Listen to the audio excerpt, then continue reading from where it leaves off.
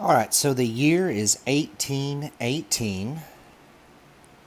James Monroe, this guy right here, is now the President of the United States.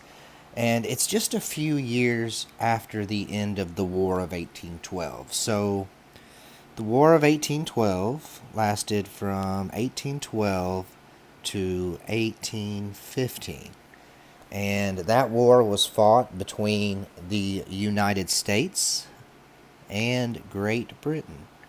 And the war lasted for several years, and in the end, neither country really gained any territory or really got anything. They both just kind of decided to stop fighting.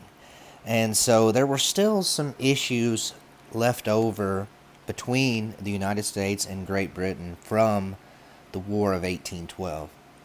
And one of those issues was which country owned or had the right to claim the Oregon Territory. So let's take a look over here at the map. So this area right here that I am outlining in green and then shading in, this would have been known as the Oregon Country or the Oregon Territory in the early 1800s. And there was a controversy about which country, the United States or Great Britain, controlled this area and where exactly the border was between these two nations. So after the end of the War of 1812, the border between the United States and Canada had basically stayed the same, but nobody really knew where the border was out west. There had never really been an agreement. There had never really been a border drawn between the United States and Canada or Great Britain all the way to the Pacific Ocean. And so James Monroe wanted some clarity. He wanted to establish a border, and so a meeting was called. This became known as the Convention of 1818 because it happened in, of course, 1818. The two nations got together.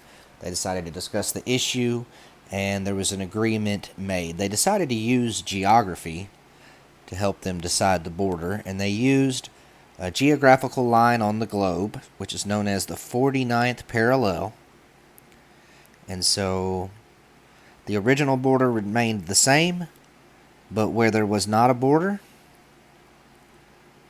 the border would now follow the 49th parallel and go all the way through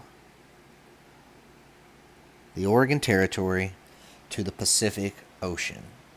And so now the United States and Canada had an official border, which James Monroe and other government officials hoped would keep peace between the United States and Great Britain. And so by the end of the Convention of 1818, the two sides had drawn up what was known as the Treaty of 1818. It was an agreement between the United States and Great Britain.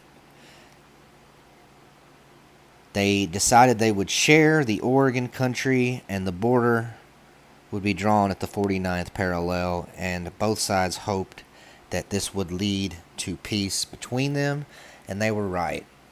The Treaty of 1818 created a lasting peace and friendship between the United States and Great Britain that actually still exists today.